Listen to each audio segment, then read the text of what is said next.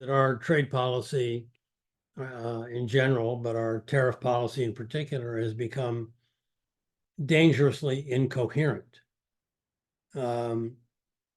It's focused on taking actions against one country to reduce a trade deficit that we have against many, many countries. Hong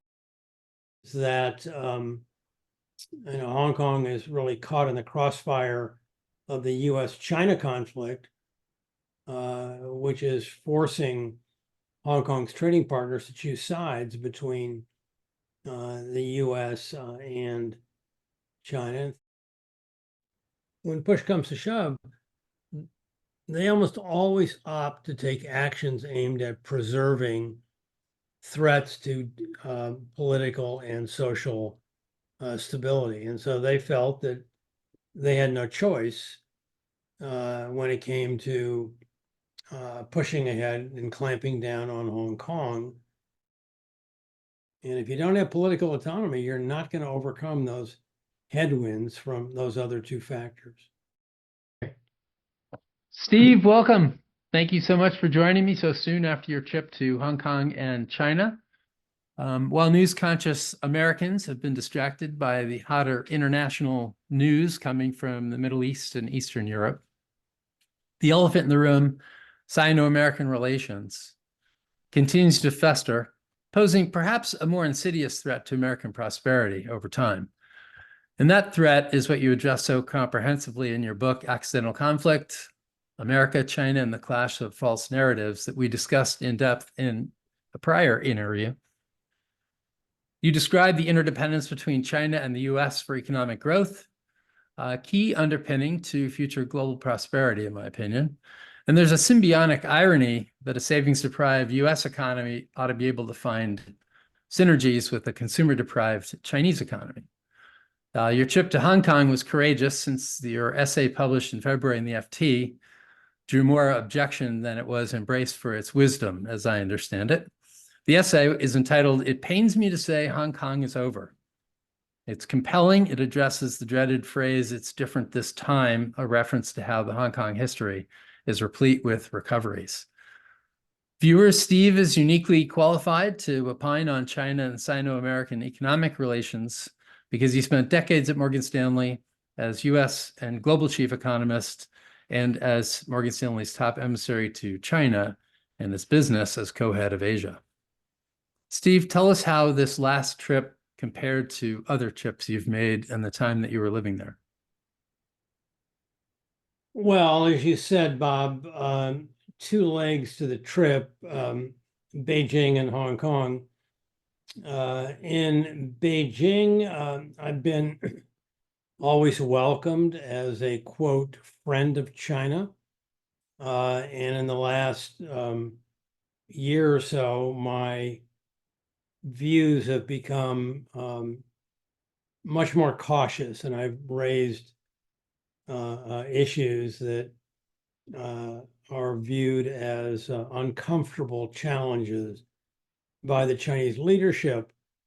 The Chinese are pretty clear. They love you if you're saying good things, but they're not too thrilled if you raise questions or pose challenges. So in March of this year, I went back to the China Development Forum for the 24th year in a row as the longest participating foreign delegate to this premier event in China. And they closed me down. They didn't want me to speak. And so I pushed back on that, wrote about the experience, and I was a bit wary as to how they would receive me when I returned. This show is being brought to you by our sponsor, Truflation. Professional investors and economists, and probably any casual observers, know that government inflation statistics are only an approximation of what real inflation is. Not only that, but the government has a conflict of interest because high inflation can be so damaging to the economy, the deficit, and our $34 trillion in debt. Truflation collects over 13 million pricing data points. Most are updated daily to reveal inflation with precision for asset managers, governments, companies, and the general public. Check them out at trueflation.com. But they were welcoming. I didn't change my view. I continued to raise a lot of questions about the medium to long-term growth outlook. Gave several lectures on that topic, and we'll see how they receive me in subsequent months. Then I went on to Hong Kong, where, as you pointed out, I have become sort of a lightning rod for big debate in Hong Kong. And, I had several public events, a joint presentation, dialogue, exchange at the Asia Society, and then the speech at the Foreign Correspondents Club. And then I had, some media meetings and a number of meetings with former clients and fairly senior members of the Hong Kong community, economics, politics, academia. It all went well.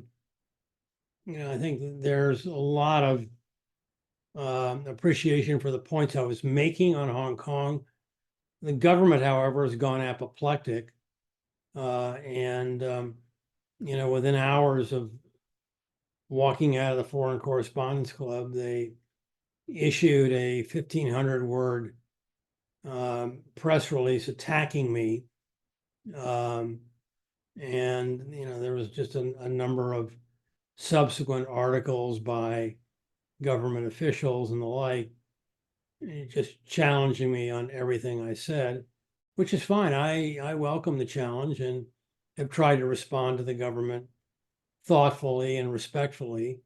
But, I think that they, continue to be in denial about the problems that they're facing from an economic, geostrategic, and a political point of view. So, the debate is ongoing, and I'd love to go back and continue it, but we'll have to wait and see how open they are to receiving me. Please summarize what it was that you wrote in the FT for listeners that aren't familiar. Well, I made 3 points. I said that the Hong Kong economy is tied very closely to the ups and downs of the Chinese economy. And I cited some very clear numbers that showed that, the Chinese economy has grown about 3.5 percentage points slower over the last 12 years than over the preceding 31 years, going from 10% to 6.4%. And, guess what? The Hong Kong economy is also slowed by precisely the same amount, 3.6 percentage points from its 5.1% pace over that same 31-year period to about 1.5% over the most recent 12 years. So, I think the Chinese economic outlook is not good looking forward. So I think it's reasonable to expect that the Hong Kong economic outlook will also look tough. The second point I said is that Hong Kong is really caught in the crossfire of the U.S.-China conflict, which is forcing Hong Kong's trading partners to choose sides between the U.S. And China. And thirdly, and the one that they pushed back the most on, was that I felt in the aftermath of the national security legislation that was enacted initially by Beijing in 2020 after the demonstrations of 2019, and then a domestic version of that, so-called Article 23 of Hong Kong's Basic Law, was enacted in March of this year. I said, this this is going to put a chill on the Hong Kong political climate. And they just said, you're missing the point. We needed this. We're still a resilient society. And, we draw great strength from our strong institutions and our very powerful commitment to the rule of law.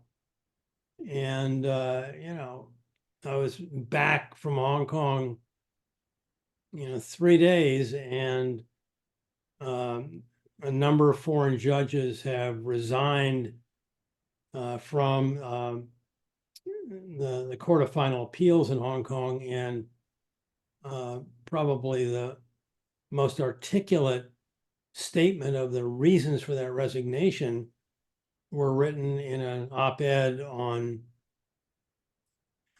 June the 10th, also published in the FT by a former Hong Kong Justice, Jonathan Sumption, who was very clear in warning of the dangers of the rule of law eroding in Hong Kong, fearful, and these are his words, not mine, that there's been an outbreak of judicial patriotism that could be the early signs of an ominous shift toward totalitarianism in Hong Kong. And those were really dark words to hear, but, in conjunction with my message, they made, unfortunately, for a really tough case for Hong Kong going forward. Yeah, you wrote well about that. By the way, everybody, Steve writes on Substack. I highly recommend subscribing to that. But you wrote about how this kind of cut in half the time period that China was had vowed to let Hong Kong remain independent. Right. And the judicial system is probably one of the lightning rods, especially with resignations. Were those foreign judges? Do they reside in Hong Kong still? Or There's still some left. I think Hong Kong is pretty unique in having foreign judges in its domestic court system, but there have been 3 resignations now, and it's an open debate from those who are still on the court as to whether or not there are political pressures. But this very blunt, scathing opinion piece by Jonathan Sumption is obviously a clear warning that this is a major issue from his point of view. When you were having meetings with the private sector in Hong Kong, on this third point of the politics and the independence of Hong Kong, was there much pushback? And if there was that because they lived in Hong Kong and feared retribution? Well, there's some of that, but I think the general view of Hong Kongers is that the massive demonstrations in the fall of 2019 were so pervasive, so threatening, so close to spurring an outbreak of anarchy and upheaval that something had to be done. And they view that something, initially by Beijing and then eventually earlier this year by Hong Kong's own legislative council, as absolutely necessary to maintain political and social stability in their city. So they took issue with my criticism, saying that these political initiatives could limit Hong Kong's ability to really take matters into its own hand in terms of guiding and shaping its economy. And this bears on the point, Bob, that I have made in subsequent articles that I've written after the FT piece that Hong Kong has a history of resilience. It always comes back. And will it come back this time the way it has in the past?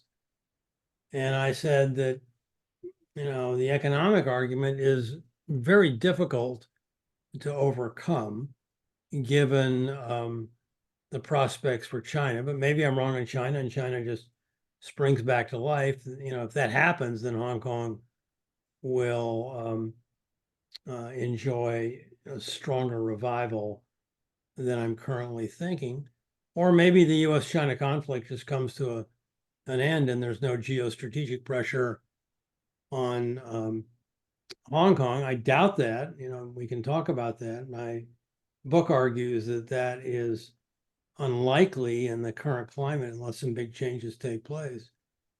So the political issue hinges off those other two assumptions that I make on the economy and the conflict between the US and China. And if you don't have political autonomy, you're not going to overcome those headwinds from those other two factors. What seems from sitting in the US and looking out, it seems that when any government starts taking these actions, that it's very obvious that it's going to squelch entrepreneurship and ingenuity in favor of political favoritism. And so that third point that you make seems to me to be so obvious. And it's obvious that the government will be pushing back because they can't afford people to think that if they're going to be autocratic, that would impact their ability to prosper. And yet it seems, as I mentioned, so obvious to me.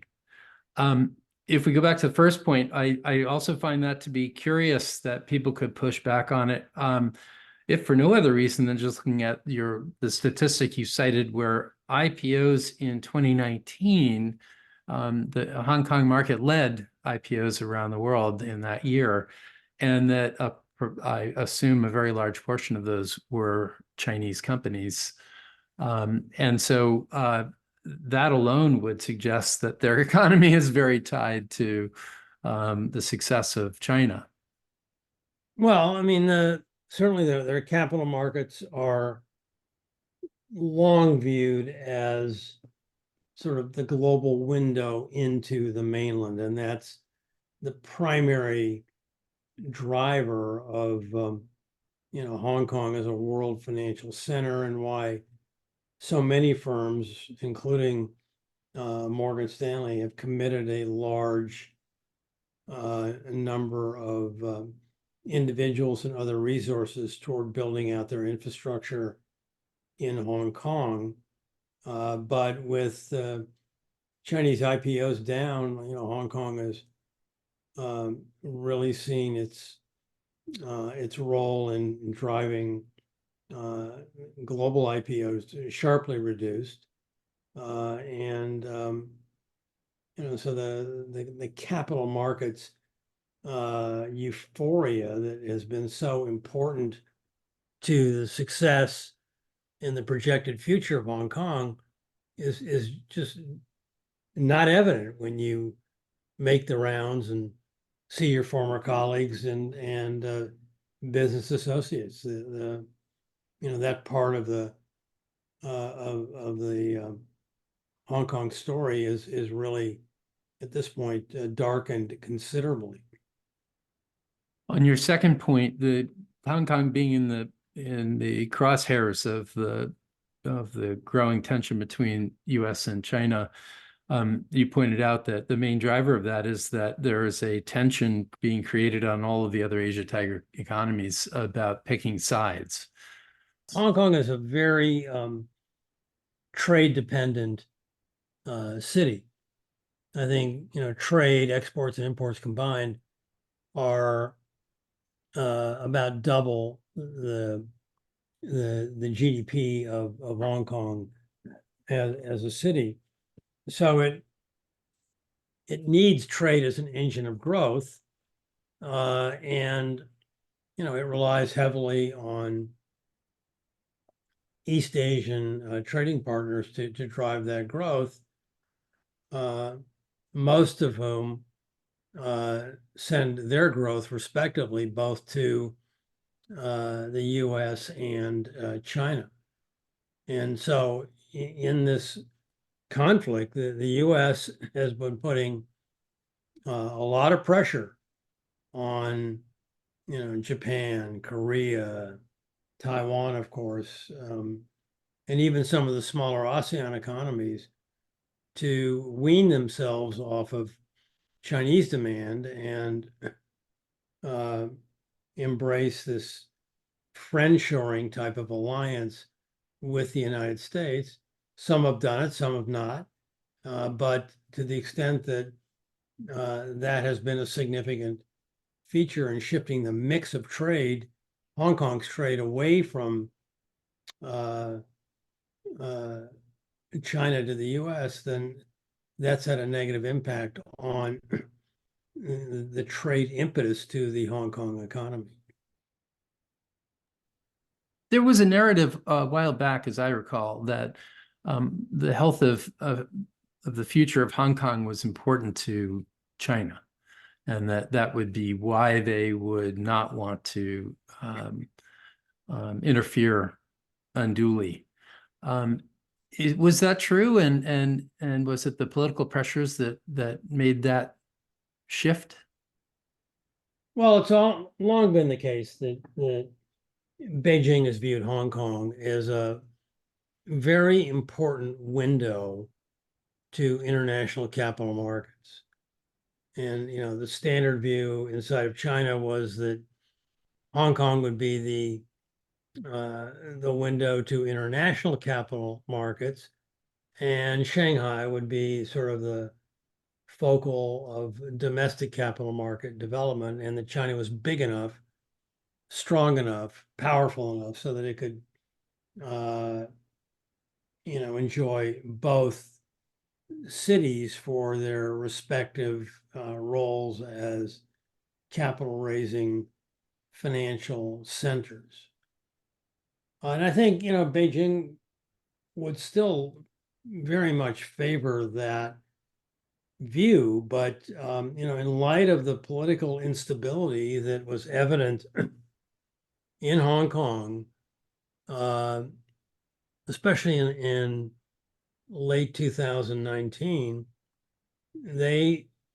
when push comes to shove, they almost always opt to take actions aimed at preserving threats to political and social stability. And so they felt that they had no choice when it came to pushing ahead and clamping down on Hong Kong.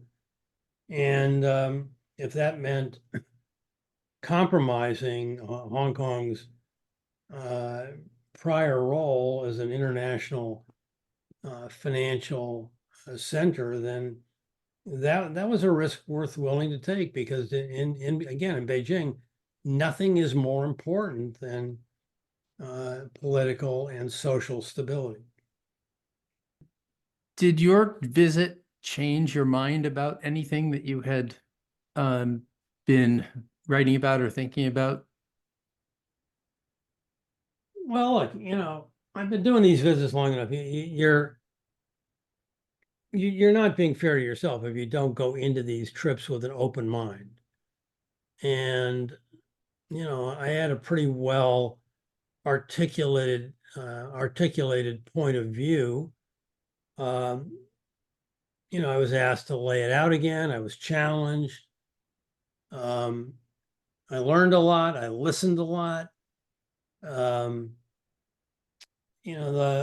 one area that I continually explored was, and this is in response to questions I got at the numerous meetings I was a part of, was they said, what do we need to do to have you change your view? And I said, the thing that would be most encouraging to hear would be whether or not you could make the case for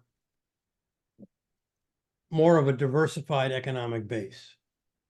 That right now and historically, Hong Kong has been very focused on financial services as the main driver, the main source of economic growth. And I pointed out that, and they know this, that Hong Kong, of course, is one of three large cities in the so-called Greater Bay Area. The other two being its neighbor Shenzhen, and then a little further north, Guangzhou. And both of these cities are larger than Hong Kong. They have much more diversified economic bases, and they're more in line with China's new push to a technology-led, manufacturing-based modernization of its economy. And Hong Kong does not seem to be well aligned with that push. So I asked them, like, what are the plans? Can you do that? And I learned some. There's some interest in that, especially from the universities. I did come across one guy who is actually in the early stages of planning to build a semiconductor fab in the Hong Kong city limits. It's a very ambitious project, and I would think it's normally that's you're looking for cheap land. well, we'll see if it comes to pass. But that was an area that I probed a lot, and I didn't hear anything really concrete that gave me confidence that Hong Kong's diversification is now coming. But clearly, this is an issue that is on the mind of the powers that be in Hong Kong, and that would be a welcome development. Were you invited to meet with any of the officials in Beijing? Not on this trip. On the March trip, I spent most of my time with officials. I did give a couple of talks to government-sponsored think tanks, and they did invite some officials, and I gave some lectures over the June 1st and 2nd weekend, where some sort of mid-level officials were in attendance, but nothing at a senior leadership level. Yeah, so they're not asking you what can they do to improve things there, like we wish that they would. Well, back in the U.S., have there been any initiatives by policymakers anywhere in our government to take on the thoughts that you laid out in Accidental Conflict? To the contrary, Bob, I think in Accidental Conflict, I closed the book by emphasizing the imperatives of re-engagement with China, figuring out a way, and I offer an approach through the establishment of a U.S.-China Secretariat to really redo the architecture of engagement between our two nations. And there's actually been a lot of positive reaction to that around the world, in China, throughout Asia, in Europe, everywhere except in the U.S. In the U.S., engagement with China is, a four-letter word. And the various sort of foreign affairs journals are filled with articles that are extraordinarily hawkish, that are very critical of engagement, and that in no uncertain terms urge that the U.S. Prepare for war, not just Cold War, but kinetic hot war with China. I mean, there was a an article a few months ago in Foreign Affairs by Matthew Pottinger, former Deputy National Security Director in the Trump administration, and Mike Gallagher, former chairman of the House Select Committee on China. The article was called "No Substitute for Victory," and they pounded the table on the need to really gear up for military conflict. And I just got a note yesterday or today that there's a new article out in the summer issue of Foreign Affairs by former Trump National Security Advisor Robert O'Brien, I think upping the ante on the Pottinger-Gallagher piece. And he's talking more about a new, aggressive, very hawkish, militaristic policy in a second Trump administration, should that turn out to be the case in November. So there's a lot of saber rattling going on in the U.S., and the focus on engagement is disappointingly low in my regard, and I think that's potentially a great tragedy in the Well, it's making. funny that the Biden administration would have seemingly taken the baton from the Trump administration on China. And recently, Biden announced new tariffs, and you wrote about that, and I'd love to hear your thoughts on that again. Well, you know what I've reluctantly come to the conclusion is, in the title of this piece laid it out, is that our trade policy in general, but our tariff policy in particular, has become dangerously incoherent. It's focused on taking actions against one country to reduce a trade deficit that we have against many, many countries. And that doesn't add up. There's no way to be able to achieve a bilateral fix for a multilateral problem. We had trade deficits last year with 106 countries. And that reflects our domestic savings shortfall, not a China problem per se. And yet we're using tariffs to delude ourselves into thinking we can fix our trade deficit. I also worry that we're using trade policy to wage a tech war, sanctions to close down the Chinese technology companies, sanctions against China to wage a tough Cold War on many, many fronts with respect to people-to-people exchanges and scientific exchanges, travel exchanges, and the like. So what are we trying to achieve with trade policy? What is our objective here?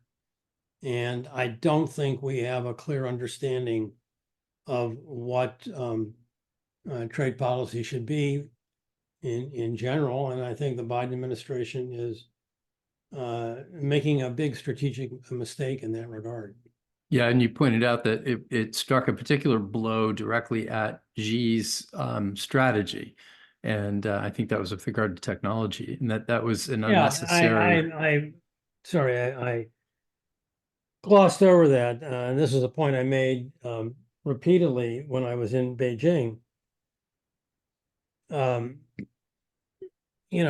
latest round of tariffs that were introduced in May were aimed at so-called excess capacity in green technology products like electric vehicles, solar, and lithium batteries. And yet, here we are, I'm sitting here talking to you today, this massive heat wave. I mean, the world is burning up in the midst of severe weather and all various manifestations of climate change. And we're using trade policy to take aim on excess capacity in addressing climate. And as far as I'm concerned, in an era of climate change, there's no such thing as excess capacity in alternative green technologies. And yet, we're using, our trade policy to protect our own industries against a nation that has the scale and the technology to really be on the leading edge of having extraordinary comparative advantage in just the products that the world needs right now.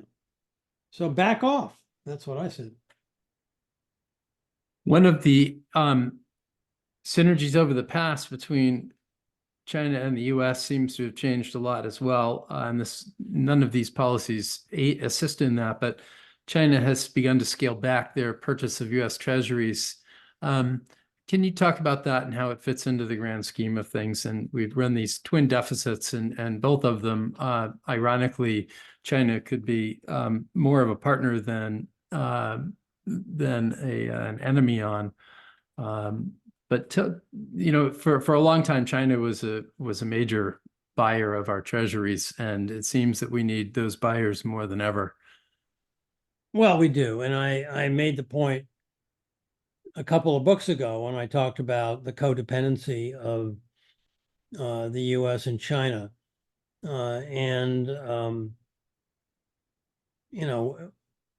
China needs us as a big market for their exports, but we need them to, number one, provide low-cost goods that income-constrained American consumers need to make ends meet. We need them also, people don't realize, they have become our third largest and most rapidly growing export market. And finally, we need them for the point that you made. They're a huge buyer of treasuries. They had been number one. Now they're number two behind Japan. But, we don't have enough domestic savings to fund our budget deficits. And so we need foreign buying to do it. And China's a key part of that foreign demand we need to help a saving short United States fund its own budget deficit. They have cut back somewhat, but not a lot, from playing that important role as a buyer of treasuries. The nuclear option is if they just go on a buyer strike, which would lead to a big spike in interest rates and a plunge in the dollar. I don't think that's going to happen, but never say never. If we get embroiled in an increasingly contentious conflict between the United States and China, and I actually have a little bad dream scenario in my earlier book on balance that will take you through that hook, line, and sinker. I'd love to hear what you think about the twin deficits and how they can resolve over time. I look at the baseline projection for the budget deficit put out by the Congressional Budget Office. It gives you no grounds whatsoever for any optimism on the budget deficit on a baseline policy basis over the next 30 years. There's only 1 out of 3 political candidates for president that are mentioning it at all. And that's somebody who's not polling very well. Yeah, well, I wouldn't bet on that possible. No, it is quite remarkable how this probably is the greatest cornerstone of concern among the American public, and it's just politically it's kryptonite. Well, we've gotten away with it for a long time, and the view is, we will continue to get away with it. Meanwhile, debt to GDP ratio is 100% of GDP and climbing. It's at levels we haven't seen since World War II. And It's the peacetime solution- and the economy is growing. yeah. So if it ain't broke, don't fix it. That's right. Well, Steve, thanks so much. It was great connecting. I'm so glad we had a chance to talk right after your trip. I really appreciate it. And Thank you, Bob. viewers, go to stephenroachauthor.com to get all of his media and writings, and subscribe to Substack. And where else can people find you besides that and editorial pages around the world? That's probably about it. Maybe, check your local airport. You might run into me running to catch a plane. Excellent. Well, take care, Steve. Okay, Bob. Good to see you.